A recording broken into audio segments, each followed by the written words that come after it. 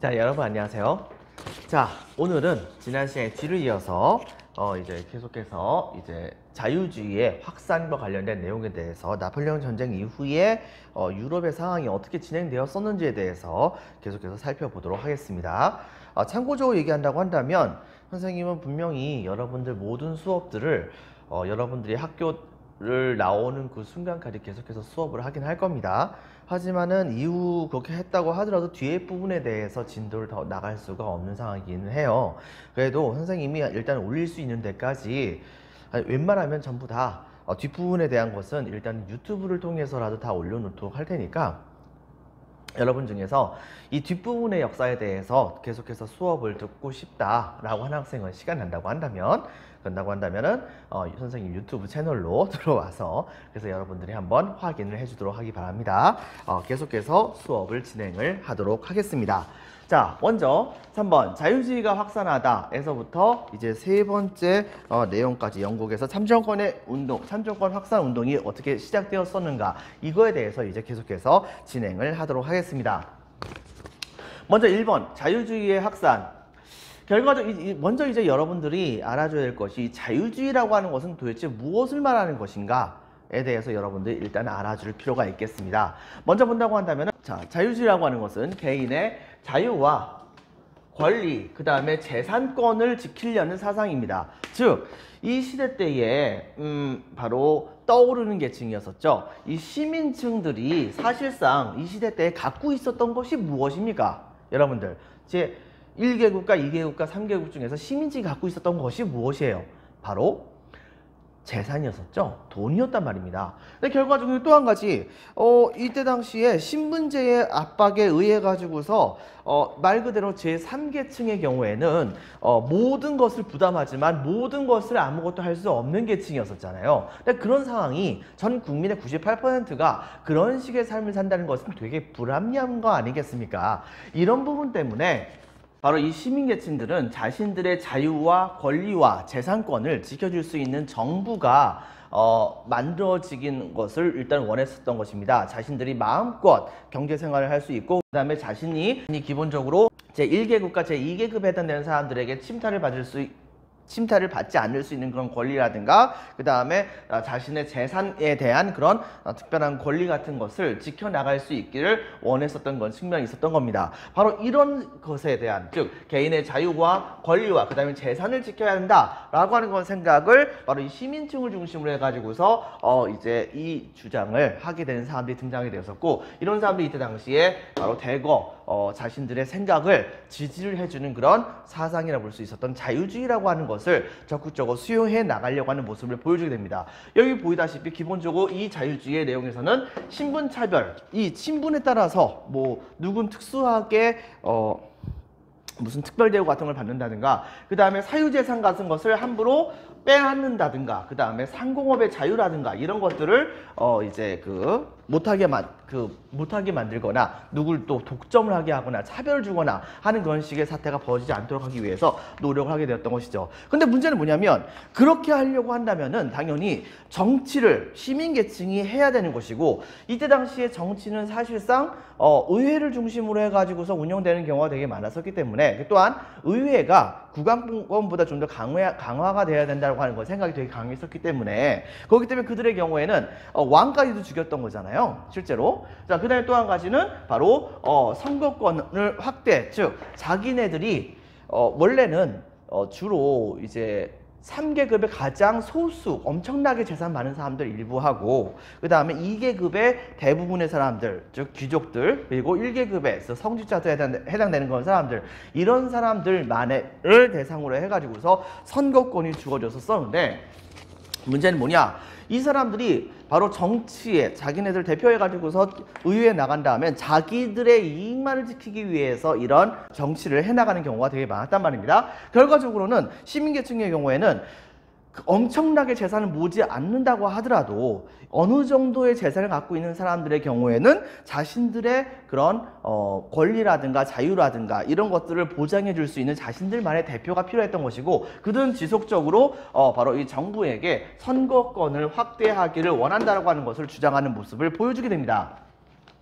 자, 그런 과정 중에서 바로 이제 약간의 좀 뭐라고 할까? 부작용이 일어났었죠. 여러분들 알다시피 나폴레옹이 이제 권력을 잡게 되면서 그러면서 전 유럽을 휩쓸었다가 나중에 몰락을 했잖아요.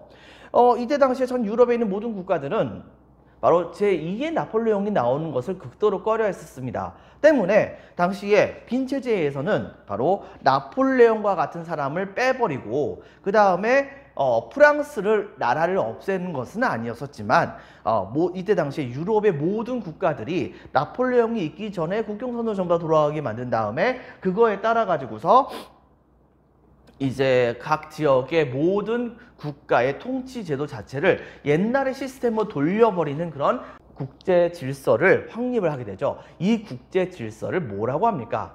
기억날까요, 여러분들? 바로 오스트리아의 어디에서? 빈에서 메테르니히라고 하는 그런 오스트리아의 재상이 중심이 돼가지고서 이른바 빈체제라고 하는 것이 확립되었다고 했었잖아요. 프랑스의 경우에는 이때 당시에는 바로 이 빈체제의 원리에 입각해서 옛날 바로 시민혁명이 일어나기 직전에 프랑스의 왕정이었었던 부르봉 왕가가 다시 복구가 됩니다. 그리고 그걸 통해 가지고서 복귀했었던 프랑스의 국왕의 경우에는 옛날 영국과 마찬가지로 약간 좀 시민의 눈치를 보긴 했었어요. 그런데 그 다음 때의 왕이 됐었던 샤를 10세라고 하는 왕의 경우에는 이 자유주의 운동이 점차 확대를 해 나가게 된다고 한다면 신분 차별 자체도 완전히 이제 인정하지 않는 상황이 된다고 했었을 때 국왕마저 이들이 이때 당시에 무시할 수 있지 않을까? 뭐 이런 식의 생각을 가졌던 것 같아요. 그리고 소수 특권층들에게 자신들의 국가의 특권 같은 걸 주려고 하는 모습을 보였던 것이죠. 이런 부분 때문에 바로 이 시민혁명 자체가 국왕의 목도 잘랐었던 그런 혁명이었기 때문에 바로 이 시민혁명을 필두로 해서 나타났었던 주의였었던 사상이었던 이 자유주의를 대거 탄압하는 모습을 보여주게 됩니다. 결과적으로는 이 탄압을 계속해서 해나가면서 예를 들면은 뭐 선거권의 그런 확대했었던 그런 선거권 같은 것을 대거 그 범위를 축소를 해버린다든가와 같은 정책을 실시하는 모습을 보여주게 되었다 볼 수 있겠죠.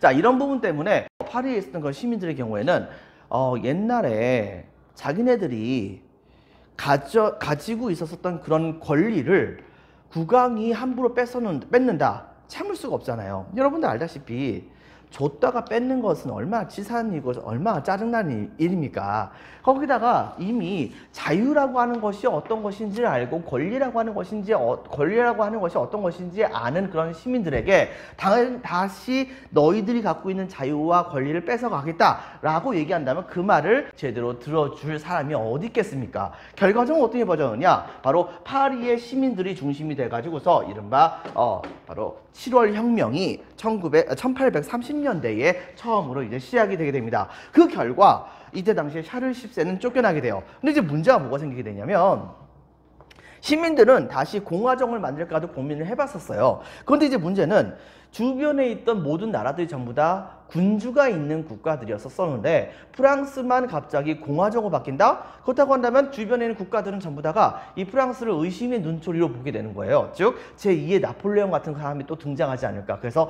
국제정세적으로 프랑스가 되게 불리할 수 있는 상황이 벌어졌던 것이거든요. 그런데 이때에 이 프랑스의 왕족 중에서 그나마 좀 깨어 있었던 그런 사람이 있었습니다. 그 사람의 이름 바로 누구냐면 루이 필리프라고 하는 사람이 있었어요.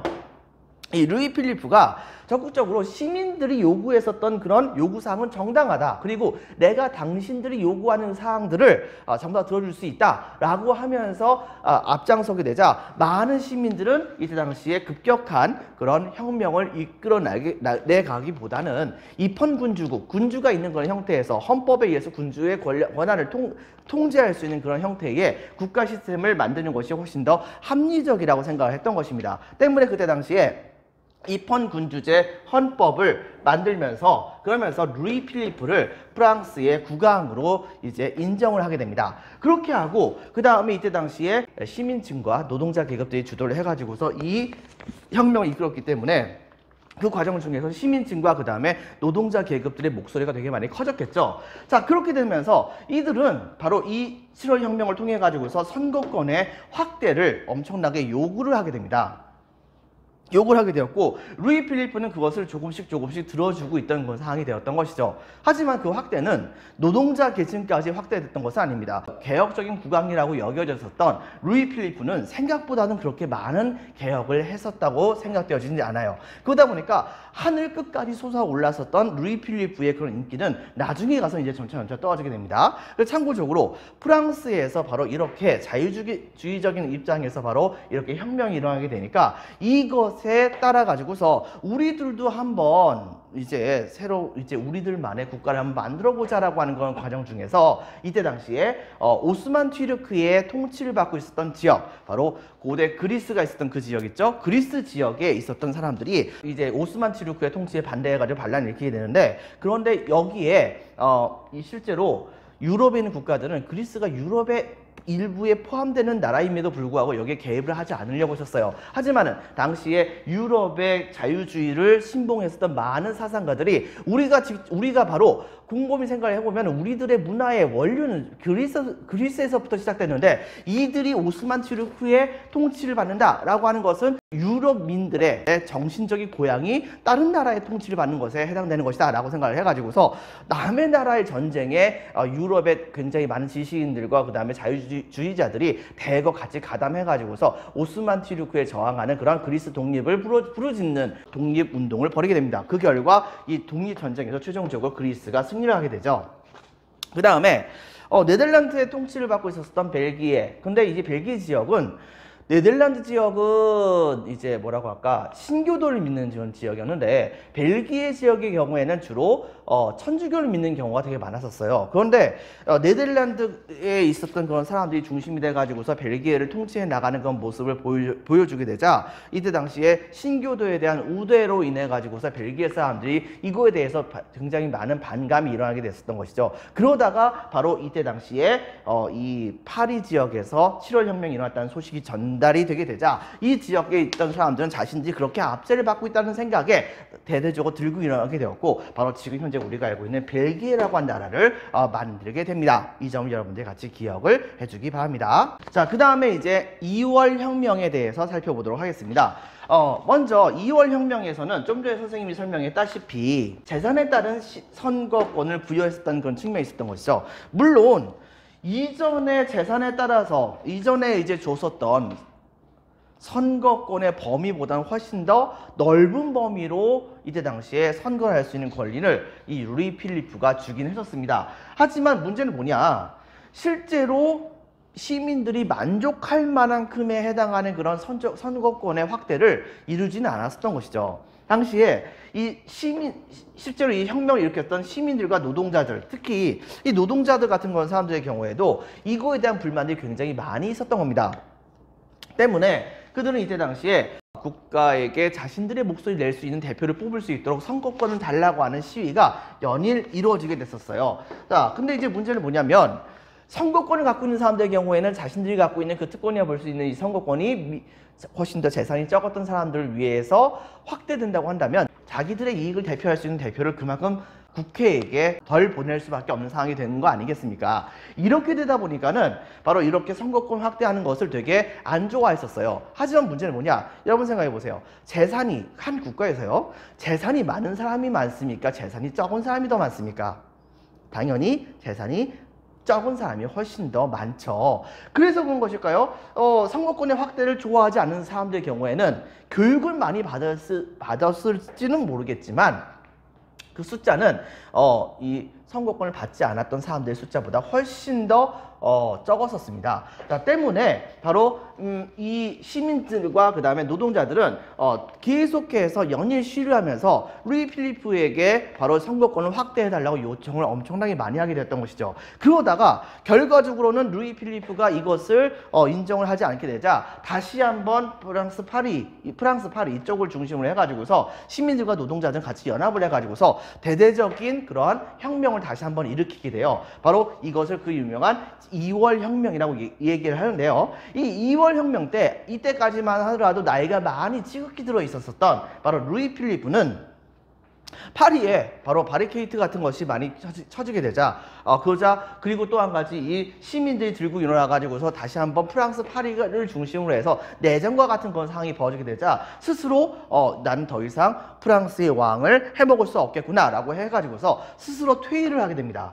자, 근데 문제는 퇴위를 한 다음에 그 뒤를 이어가지고서 왕을 하겠다는 사람이 없게 돼요. 이런 일이 벌어지다 보니까 자연스럽게 프랑스의 경우에는 바로 공화정을 이룰 수밖에 없었던 겁니다. 특히 이 시민들과 노동자들의 경우에는 기존의 국왕이었던 사람들은 어차피 기득권 세력들을 대변할 수밖에 없는 사람들이기 때문에 그들이 바로 국가의 통치자로서 이제 임명되는 것을 원하지 않았었던 그런 측면도 있었던 것이겠죠. 결과적으로 이때 당시에 프랑스는 공화정으로 변신하게 됩니다. 그리고 이때 당시에 모든 그런 시민권 자체를 정확히 얘기한다면 바로 참정권, 정치에 참여할 수 있는 권한을 성인 남자면 누구나 이제 다만 이제 나이의 한도는 있습니다. 바로 성인 남자면은 선거권을 가질 수 있다라고 하는 원칙을 확정을 하게 돼요. 그렇게 하고서 이때 당시에 공화정을 이제 펼쳐 나가려고 하게 됩니다. 근데 이제 문제는 뭐가 있었냐면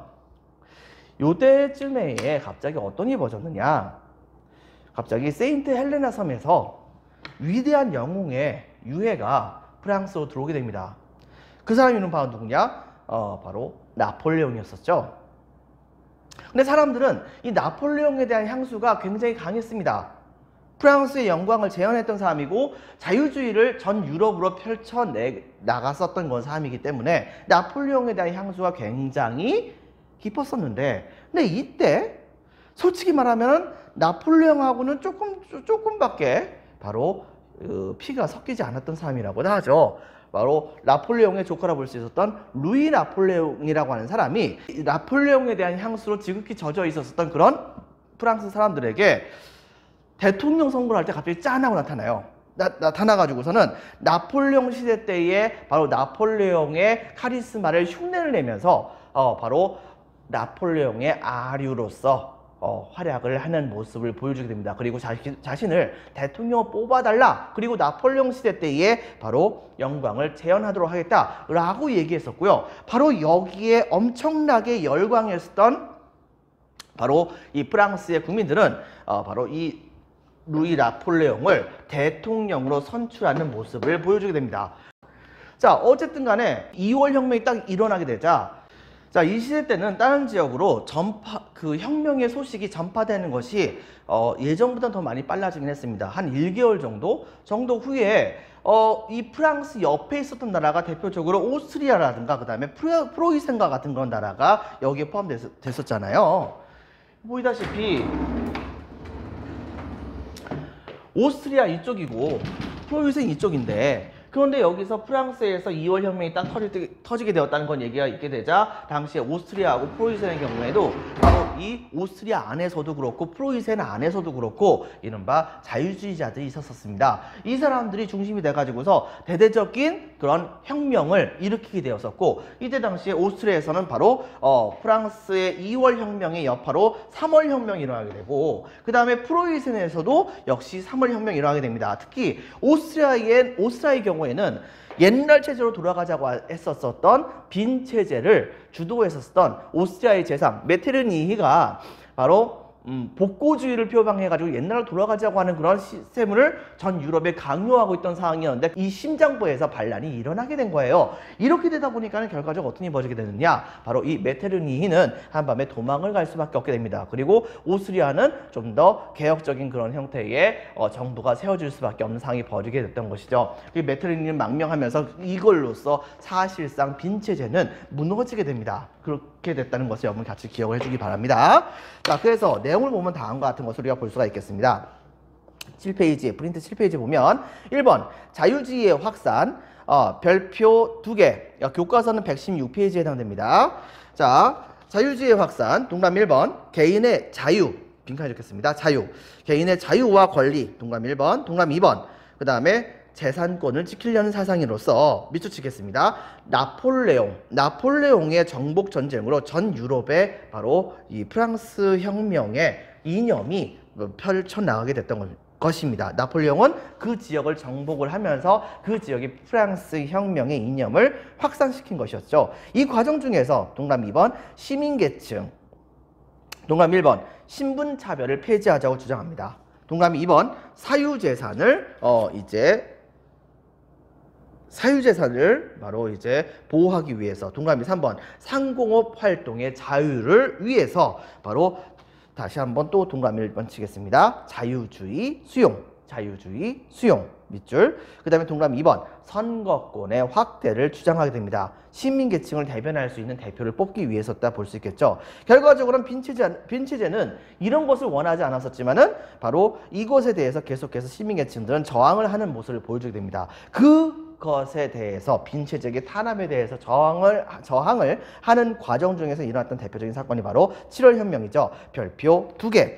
자, 별표 2개 치면은 왕정 복구 후에 부르봉 왕조의 샤를 10세의 빈칸에 적겠습니다. 자유주의 탄압. 자유주의 운동 탄압. 동그라미 기억. 이들은 바로 의회를 해산하고 그다음 마음대로 해산합니다. 동그라미 2번 니은 선거권을 제한합니다. 예전보다 훨씬 더 작은 수에 해당하는 사람들만 선거를 할 수 있게 조치를 취했어요. 동그라미 디귿 집회와 언론의 자유를 제한하는 모습을 보여주게 됩니다. 자, 이걸로써 파리 시민들이 결과적으로 이거에 열받아 가지고서 바로 혁명 동그라미 샤를 10세를 축출 후에, 자, 동그라미 1번 루이 필리프를 즉위시키고 그 다음에 루이 필리프가 마음대로 통치를 제대로 하지 못하도록 이른바 입헌군주제 헌법을 만들게 됩니다. 즉 입헌군주제, 헌법이 먼저 들어온 거고 그 다음에 그 밑에서 군주가 있는 거니까 바로 헌법 아래 군주도 헌법의 통제를 받는 그런 형태의 국가 시스템을 만들었다 볼 수 있는 것이겠죠. 동그라미 2번 입헌군주제 헌법 마련. 동그라미 3번 산업혁명의 진행으로, 자, 시민과 그 다음에 노동계급이 성장하게 됩니다. 시민과 노동계급이 이것을 통해 가지고서 성장하는 모습을 보여줬었고, 그리고 그들은 자신들의 영향력이 확대된 것을 틈타 가지고서 계속해서 그 선거권의 확대를 요구하게 됐던 것이죠. 동그라미 4번 선거권 확대 요구. 동그라미 5번 그리고 근처에 있었던 그리스와 벨기에의 독립에 영향을 주게 됩니다. 그 다음에 3번 2월 혁명에서는 2월 혁명 시 별표 2개 쳐주세요. 자, 재산 적어주겠습니다. 재산 소유 정도에 따라서 선거권을 제한하는 모습을 보여줬습니다. 즉, 예전에 솔론의 아테네의 민주정에서 솔론의 금권 정치 있었죠? 그거하고 약간 좀 비슷한 그런 성격이 있기도 한 겁니다. 즉, 재산 소유 정도에 따라서 선거권을 제한하는 모습을 보여줬던 것인데, 하지만은 혁명을 주도했었던 그런 시민층들에게는 이 정도의 보상이 재산권에 의해서 재산에 의해서 선거권을 부여하는 그런 보상이 별로 그렇게 탐탁치는 않았던 거죠. 더 많은 요구를 이 노동자와 농민계층을 중심으로 해가지고서 요구하게 됐었고, 이것을 루이 필리프의 정부가 수용하지 않게 되자 다시 한 번 더 혁명을 일으키게 된 겁니다. 이것은 이제 1848년인데요. 시민과 그 다음에 노동자들이 중심이 돼서 빈칸에 적혔습니다. 선거권 확대 요구 시위를 하게 되었고, 그 결과 동그라미 1번 루이 필리프가 퇴위를 하게 되고, 그 다음에 동그라미 2번 공화정이 수립됩니다. 동그라미 3번 바로 성인 남성에게 선거권을 부여합니다. 나이 제한은 있긴 있었습니다. 4번 그러면서 이제 약간 좀 생뚱맞게도 루이 나폴레옹을 대통령으로 선출하는 모습을 보여줬던 것이죠. 동그라미 이제 5번 바로 오스트리아의 3월혁명, 그 다음에 프로이센의 3월혁명, 이걸 통해 가지고서 바로 빈체제가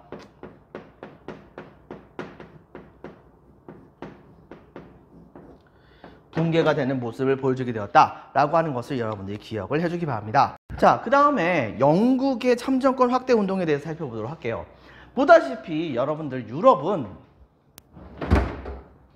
엄청나게 혁명의 소용돌이에 푹 빠져 있었던 상황이었어요. 그런데 이것이 왜 혁명이 일어날 수밖에 없었는가 우리가 곰곰이 생각해 본다고 한다면, 변화가 일어날 때 기득권을 갖고 있던 사람들은 그 변화에 발맞춰 주기 위해서 어느 정도의 양보는 필요한 것입니다. 그런데 이 양보를 끝까지 하지 않으려다가 결과적으로 그것에 대한 반동으로서 그만 기득권 자체가 갈려 나갔었던 그런 것이 바로 이 혁명이라 볼 수 있겠죠. 하지만 영국의 지배층들의 경우에는 좀 더 혁명했습니다.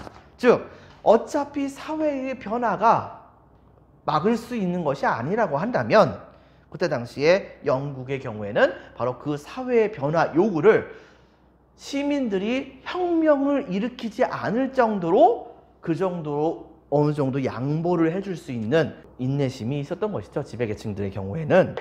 바로 이런 측면이 영국의 참정권 확대 요구의 핵심이라 볼 수 있었는데요. 결과적으로 이것 때문에 바로 이 영국은 혁명은 사실상 없었었지만은 점진적으로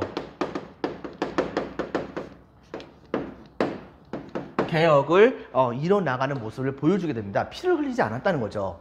먼저 영국은 조금씩 이제 명예혁명과 그 전에 있었던 청교도 혁명 이걸 통해 가지고서 그 다음에 또 한 가지 산업혁명이 일어나게 되면서 그러면서 새롭게 사회에 주류로 등장하게 되었었던 계층들의 정치적인 요구사항을 조금씩 확대해 나가는 모습을 보여주게 됩니다. 자체적으로 봤을 때도 종교란 문제 때문에 탄압을 받는 문제를 해결하기 위해서 원래 여러분들 기억나나 모르겠는데요. 헨리 8세 때에 만들었었던 그런 영국의 종교가 뭐죠?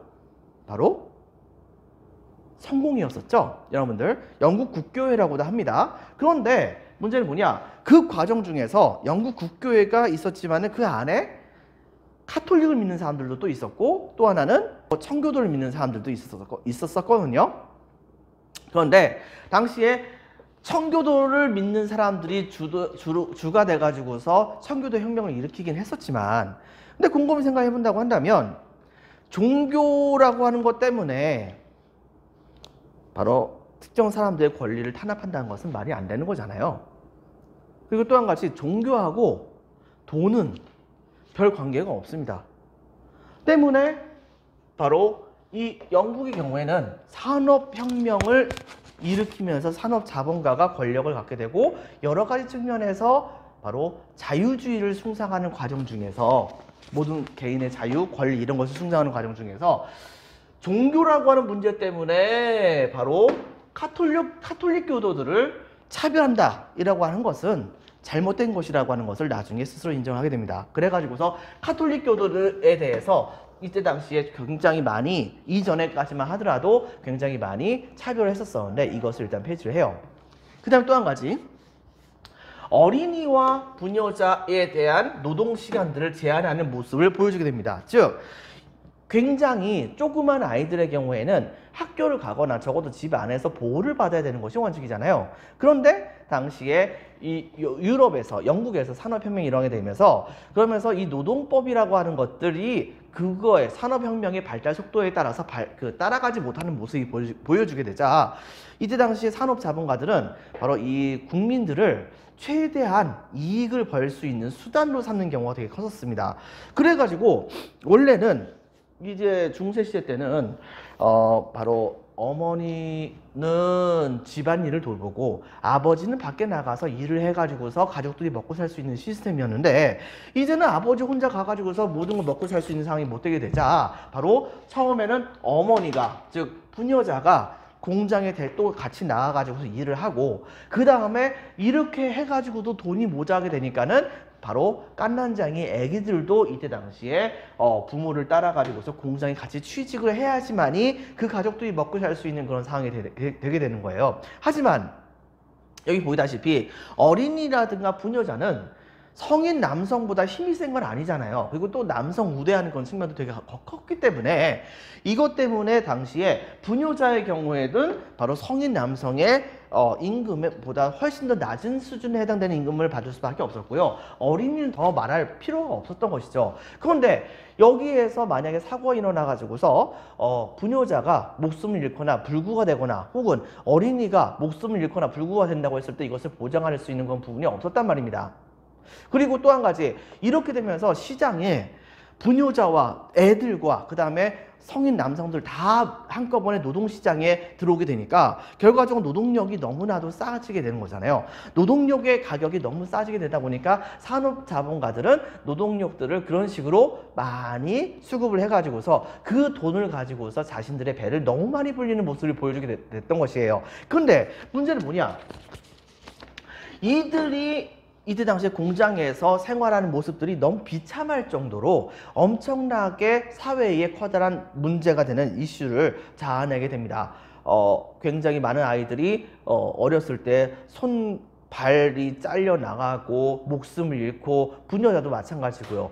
그럼에도 불구하고 그것에 합당할 정도로 걸맞는 그런 정도에 해당하는 월급을 받는 것도 아니고요. 이 인권적인 문제 이런 부분에 대한 지적이 되게 많아지게 되면서 결과적으로 영국은 기존의 자본가들이 많은 반대를 했었음에도 불구하고 당시에 공장법을 만들어서 그래서 어린이와 부녀자들의 노동시간을 강제로 제한을 시켜버립니다. 강제로 제한을 시키다 보니까는 자연스럽게 하루에 12시간, 13시간 뭐 이렇게 일했었던 그런 어린이와 부녀자들은 그때부터는 뭐 10시간, 8시간 이 정도만 일하다가 나중에는 아예 어린이들은 이제 그 공장에 이제 취직을 하지 못하도록 하는 그런 시스템까지 가게 되는 모습을 보여주기도 했었던 것이죠. 이렇게 됨으로써 이제 노동력에 대한 적당한 정도에 해당하는 대가가 주어지는 시스템이 구축되었다 볼 수 있겠고요. 인권도 나름대로 그거에 따라서 향상되었다는 그런 측면이 있었습니다. 그리고 유럽에서 이렇게 자유주의에 입각해가지고서 대대적인 혁명의 광풍이 불고 있을 때 바로 영국은 이거에 대해서 적절하게 대처할 필요가 있었던 거예요. 영국도 당연히 위기감이 있지 않겠습니까? 이것을 따져본다고 한다면은 선거권을 특정 계층이 독점하는 문제 때문에 바로 계속해서 혁명이 일어난다는 것을 영국이 미리 파악을 했던 겁니다. 때문에 그들은 그때 당시에 이 선거권을 급격하게 확대하는 것은 기존의 기득권자들에게 너무나도 큰 타격이니까 정말로 야금야금 이 선거권을 확대해 나가는 모습을 보여주게 돼요. 자, 그래가지고서 제1차 선거법에서는 첫 번째, 일정 재산을 보유한 자에게는 참정권을 부여합니다. 바로 이 샤를 10세가 얘기했었던 그런 일정 정도에 해당하는 재산권을 갖고 있는 사람들보다는 훨씬 더 넓은 범위에 해당하는 그런 사람들에게 바로 이제 그 참정권을 부여하는 모습을 보여줬던 것이에요. 그리고 또 한 가지, 부패 선고구를 폐지합니다. 부패 선고구가 무엇이냐? 여기 영국에서 A라고 하는 지역과 B라고 하는 지역이 있습니다. 자, A 지역은 도시고 이 지역은 농촌이에요. 그 다음에 이 지역은 C는 어촌이에요. 옛날엔 여기에서 바로 국회의원을 한 명씩만 뽑았었어요. 한 명씩 뽑았었는데, 근데 어떤 게 벌어졌느냐? 산업혁명이 발달하게 되면서 도시 지역의 인구가 엄청나게 증가하게 된 겁니다. 그리고 그거에 따라서 농촌 지역에 있는 인구는 되게 줄어들게 됐거든요. 근데 어촌 지역의 경우에도 당연히 인구가 더 줄게 됐는데 이 지역의 경우에는 바로 바닷물이 막 차오른 거예요. 그래가지고서 굉장히 많은 땅들의 상당수가 이때 당시에 바닷물로 잠겨가지고 이 옛날에 C 지역에 해당되었었던 그런 어촌 지역의 상당수가 물에 잠겨버리는 바람에 여기에서 살고 있는 사람들은 얼마 되지 않은 경우도 되게 많았었습니다. 그런데 문제는 뭐냐? 옛날에 정했었던 선거구를 그대로 그냥 그거에 입각해가지고 그냥 바로 대표를 뽑는 모습을 보여주게 되는 거예요. 이렇게 되다 보니까 결과적으로 어떤 일이 벌어지게 되느냐? 어촌 지역의 경우에는 뭐 요 정도만 요 정도밖에 안 되는 그런 인원수로서 자신들의 대표를 뽑는, 국회의원을 뽑는 모습이 보여지게 됐던 것이죠. 어떤 정도까지 심각한 사태가 벌어지게 되냐면은 도시 지역의 경우에는 수백만의 사람들이 한꺼번에 모였지만은 옛날의 기준에 입각해서 이 지역에서 뽑을 수 있는 국회의원들은 1명, 그리고 농촌 지역엔 그것보다 훨씬 더 숫자가 적어지게 됐음에도 불구하고 바로 여기에서도 뽑게 되는 그런 국회의원들은 1명, 그리고 어촌 지역의 경우에는 대부분의 지역들이 전부 다 물에 잠겼음에도 불구하고 유권자의 숫자가, 투표할 수 있는 사람들의 숫자가 몇십 명밖에 안 되는데 이 몇십 명이 바로 자기들 대표 1명을 뽑아가지고서 국회에 보내게 되는 상황이 벌어지게 된 거예요. 이건 너무나도 심각한 이제 국회의원 뽑을 수 있는 그런 인구의 불균형 문제가 일어나게 된 거 아니겠습니까? 이런 문제를 해결하기 위해서 투표할 수 있는 사람들의 숫자가 굉장히 많이 없어졌음에도 불구하고 여기에서 예전과 같이 똑같이 대표를 뽑는 그런 불합리하게 적은 숫자만을 아주 극소수에 해당되는 사람들만을 대표하는 대표자가 수백만이 넘는 그런 사람들이 뽑은 대표자와 똑같은 권리를 갖게 되는 그런 형태의 그 선거구를 일컬어서 이제 우리는 일컬어서 이제 부패 선거구라고 얘기하거든요. 부패 선거구. 자, 근데 이 부패 선거구는 폐지가 돼야 되는 거 아니겠어요? 이것을 이때 가가지고 드디어 하나둘씩 전부 다 폐지해 가지고서 이들이 갖고 있었던 그런 선거구를 여기다가 옮겨주는 그런 모습을 보여주게 됐던 것입니다.